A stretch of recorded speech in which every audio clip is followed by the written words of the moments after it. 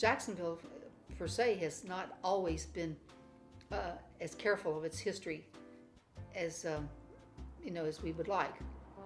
You're looking at what remains of Jacksonville's early 1900s filmmaking era. Not many people even know that Jacksonville was Hollywood before Hollywood. Now filmmakers and studios have since packed up their things and headed west, but there's one studio that remains. The remarkable thing about this is it's over a century old. It's the only remaining film Rita studio Reagan is of the outreach Jacksonville. director at Norman Studios, where she volunteers her time to help preserve Jacksonville's silent film legacy, once regarded the winter film capital of the world and the only race film studio in the country. But Jacksonville seems to have locked away its early 1900 filmmaking memories. Jacksonville washed its hands of the film industry, so there's practically nothing in the in the city's memory of the film industry. Period.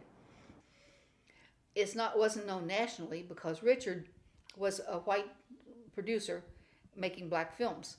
So even though he was popular with the black audiences, once that whole era stopped, once it petered out, the black filmmakers that were doing documentaries and so forth didn't include him in the anthologies. Richard Norman was unique for his time.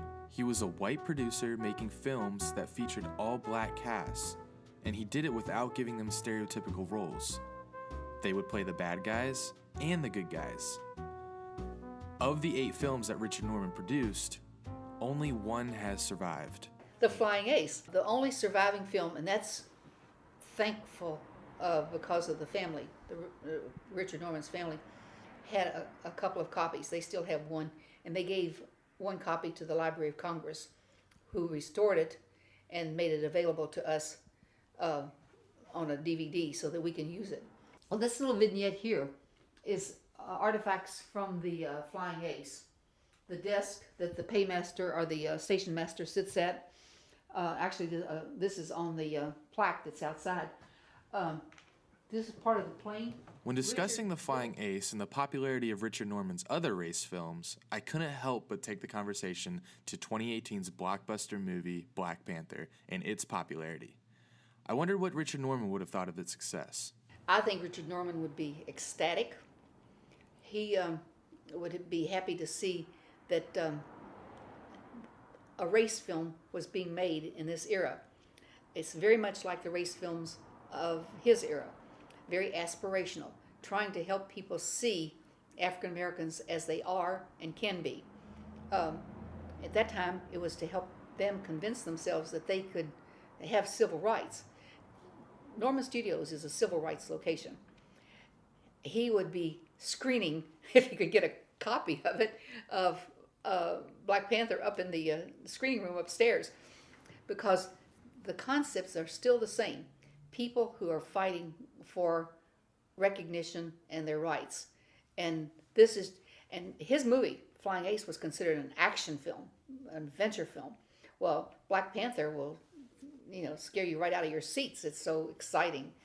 And it's doing the same thing with black audiences around the world. To create a whole new attitude about themselves and with other people. Norman Studios is an endangered species that needs funding and donations to stay alive, and there's so much more to learn about this hidden gem on Arlington Road. So unlock the secrets of the Norman Studios for yourself. To become a member or for a tour of the facility, contact Rita by email or visit their website at www.normanstudios.org. Andrew Willis with First Coast News, on your side.